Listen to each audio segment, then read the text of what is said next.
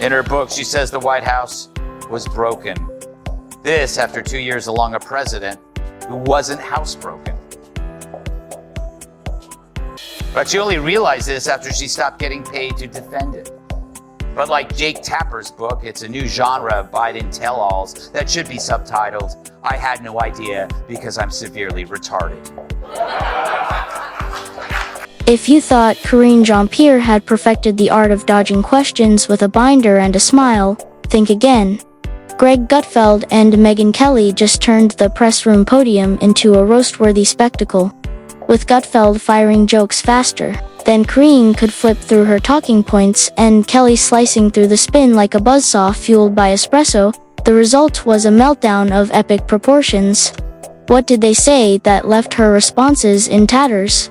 Brace yourself. Hilariously brutal. We talked to the Megyn Kellys of the world, who have literally voted until this last election, which put me over the edge on voting more for Republicans. But literally now I voted in 9 presidential elections. God, I'm getting old.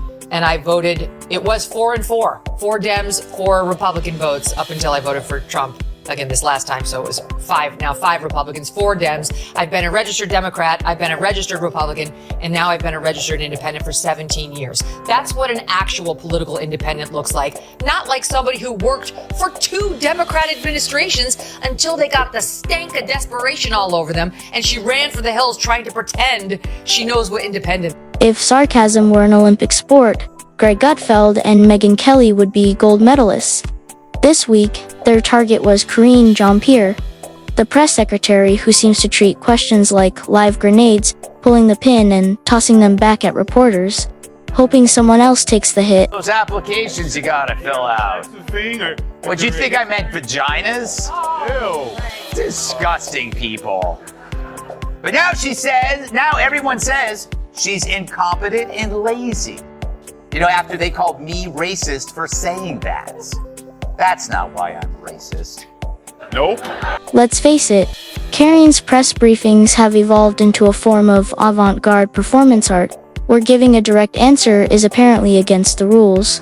Gutfeld, the reigning king of cable TV comedy, disguised as commentary, had a field day. He treated her most recent briefing like an open mic night at a struggling comedy club, except the audience wasn't laughing with her.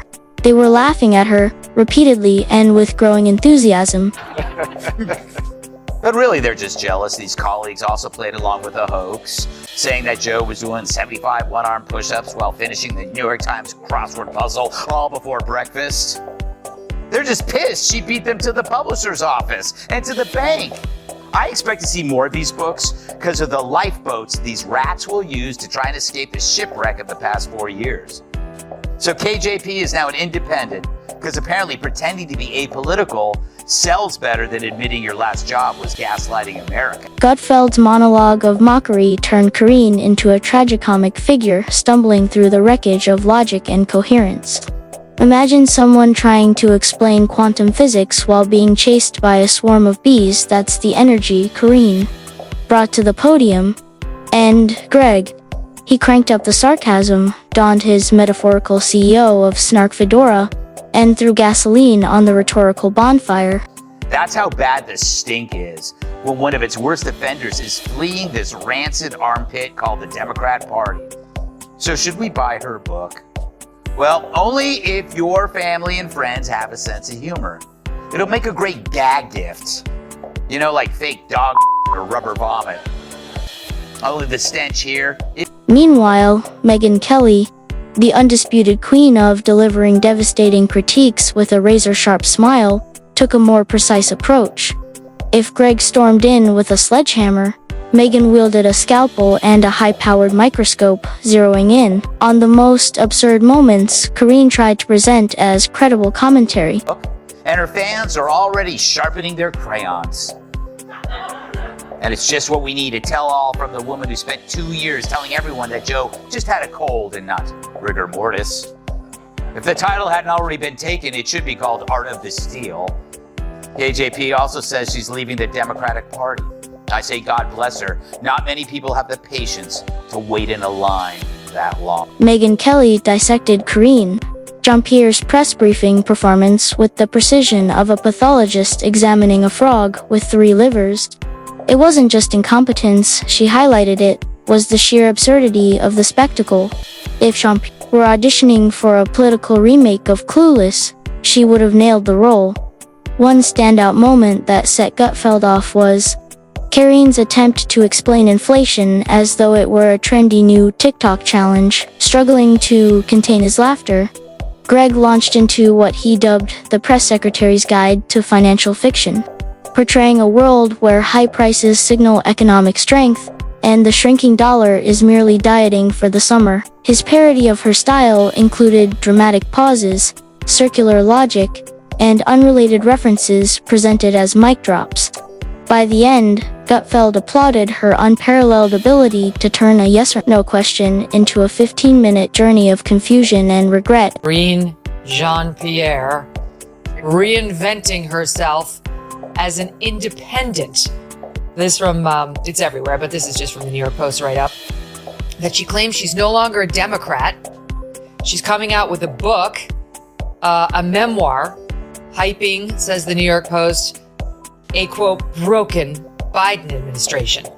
They go on to say that it's a tell-all she's working on now, and it's going to be a look inside. Independent is the name of it. A look inside a broken White House, outside the party lines, due in October. Hachette, which is publishing it, says Jean-Pierre did not come to her decision to be an independent like Megyn Kelly, as ever, took a more cerebral approach. Watching her critique was like watching an etiquette coach calmly explain why eating soup with a fork is grounds for a lifetime dinner party ban. She delivered a bullet point takedown of Karine's greatest hits. Let me circle back to that. We're working on that. And the ever ironic, the president has been clear. These phrases had, by now, transcended talking points to become cosmic punchlines. Karine, metaphorically tripping over her binder of talking points, became the unwitting star of a mockery fest.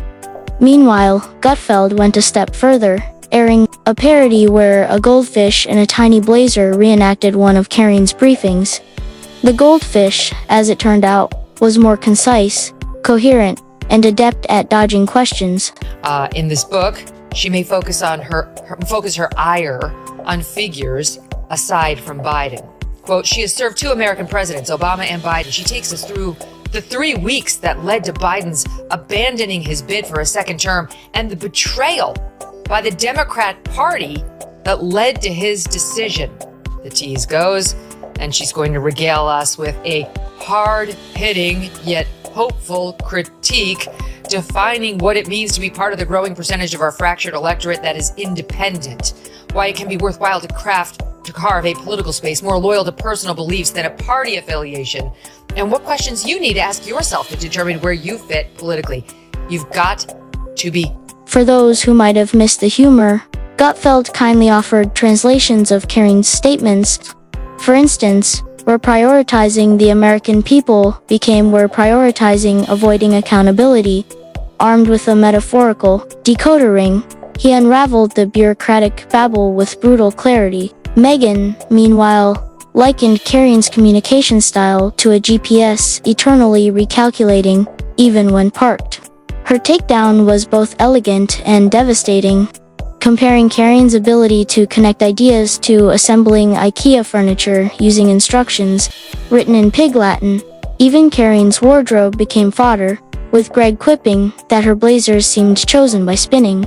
A wheel-labeled dystopian librarian and futuristic DMV manager. Republicans hate her. She's not in any position to be a connector of our two-party system, and assuming she could be is just ego. It's so good. They're all ripping on her, some by name, saying how dumb she was, how she's a joke, and literally nobody's buying her ability to be an independent connector who somehow is going to heal the partisan breach. Stu, back to my original point when her soundbite was playing of how those were all. Greg, of course, couldn't resist visual aids. He whipped out a chart clearly crafted in MS Paint depicting Karine's approval to answer ratio. The line, unsurprisingly, hovered at 0, with rare spikes labeled answered by accident. Megyn followed with her signature poised critique. Observing that Karine's delivery often resembled a prototype AI press secretary gone rogue. Memorizing bullet points phonetically, Greg mimicked Karine's look of strained confidence, likening it to someone realizing mid-sentence they'd left the oven on. Megyn, sipping tea, let her silence and a single arched brow speak volumes. Say goodbye to Karine Jean-Pierre. I'm sorry, guys, but she's going. It's like, this is the way it's gonna, it's the one sadness of Trump winning, because let's face it, we're gonna miss her a little bit. I kind of missed her word salads. In fact, I'll start with the word salads just so you two will be feeling the pangs that I've been feeling. Here's a little montage of some of the best / worst of Karine Jean-Pierre at the podium. It is hard for us to keep up with this president. What I see is a strong, resolute president. We're seeing these deep fakes, these manipulated videos. By the way, used to make beer brewed here. It is used to make the brew beer in this fire. Oh, Earth Rider, thanks for the Great Lakes. Is there any possibility that the president would end up pardoning his son? In one particularly unhinged fantasy, Greg imagined Karine managing a restaurant. "Your waiter will be with you shortly," he began, mimicking her cadence. "Once we finalize our appetizer strategy, align entrees with kitchen stakeholders, and brief the sous chef coalition." By dessert, the diners had gnawed on their menus out of sheer frustration. Megyn, not missing a beat, imagined Karine helping a lost tourist. "Directions are a social construct," she deadpanned, and "left is subjective in the Northern Hemisphere." By the end, the tourist wasn't just lost, they were questioning maps, gravity, and the meaning of existence itself. Greg and Megyn's demolition of Karine wasn't about volume, it was about tone. Greg wielded humor like a chainsaw at a ballet recital, loud, grotesquely effective, and utterly indifferent to subtlety. Megyn's scalpel-sharp critiques, on the other hand, carved through the veneer of professionalism with an elegance that left no room for rebuttal. Together, they turned Karine Jean-Pierre's briefings into the comedy event of the week. She realizes she was carrying water for a man whose brain was as wet as his pants. Remember, this is the same broad who stared America in the face and said this. Comments were made in that report about that, obviously about his memory that we don't believe lives in reality. 80's the new 40, didn't you hear? He is as sharp as ever. They are cheap fakes video. They are done in bad faith. And it's not true, right? The president wasn't wandering. Is anyone in the White House hiding information about the president's health or his ability to do the job day to day? Absolutely not. He's the president of the United States. I can't even keep up with him. Megyn Kelly, ever the poised provocateur, delivered her critiques with the elegance of a villain sipping champagne at a hostage negotiation. No raised voices, just venom-laced precision. Her satire was a rapier, sharp, deliberate, and devastating. Each word was chosen with surgical care, every jab leaving its mark. And by the end of her monologue, the air seemed colder, the damage scorched into permanence. Meanwhile, Greg and Megyn improvised a symphony of sarcasm, turning Karine's press briefings into their jazz session of absurdity. Riffing on the ruins of coherence, this wasn't about partisanship, it was the universal delight of witnessing someone drown in the sea of their own crafted nonsense. Gutfeld speculated that maybe Karine's goal wasn't clarity, but confusion performance art designed to obfuscate. If that were the case, Karine was a virtuoso. Megyn, unfazed, suggested she might be pioneering a new genre, bureaucratic absurdism, think Veep, but stripped of self-awareness, humor, or plot just endless spirals of logic leading to nowhere. I don't have anything. I don't have anything. I don't have anything. I don't have anything. I just don't have anything. I don't have anything. We don't have anything. Okay, we could have kept going, because let's not forget when he thought that the dead congresswoman was alive. Where's Jackie? She was just top of mind. She was top of mind, and that's what Karine Jean-Pierre tried to tell us. And the obsessive note reading, right? She could not do the job without reading for the first 2 years of it. She got a little better on that towards the end. Even the Chiron writers joined in the fun. Greg's show ran a headline, "Press Secretary Delivers Masterclass in Evasive Rambling." Megyn's team kept it simpler. What even was that? Followed by a long, audible sigh. If press briefings were an Olympic sport, Karine would be the reigning gold medalist on the balance beam of bafflement. Flipping and twisting through questions only to stick her landing squarely on confusion. Greg wrapped up his segment with a montage of Karine's greatest hits, set to circus music and punctuated by sad trombones. The final freeze frame was of her mid-blink eyes fluttering as though her internal teleprompter had just Megyn, with her signature arched brow and cutting smile, delivered the final blow. This is who's supposed to keep the American people informed. Her tone carried the weight of shattered glass, leaving no doubt that her critique had landed. What referring to, Link, is the fact that she's black and she's a lesbian. Like, this is what the left celebrates. That's her history-making role that she hopes everybody will find inspirational. Like lesbian children were growing up all over the country thinking, I'm never going to be press secretary because I'm a lesbian. I mean, it's just so. What right. Are we in 19? This wasn't a clash, it was a satire showcase, with Karine Jean-Pierre as either the featured guest or the center of attention. Greg Gutfeld and Megyn Kelly didn't have to push hard. Pointing out her missteps was as easy as noticing someone spelling cat with a Q. By the end, viewers weren't just entertained, they shared a sense of confusion. Because when a press briefing starts to feel like solving a puzzle in the middle of chaos, something's clearly not right.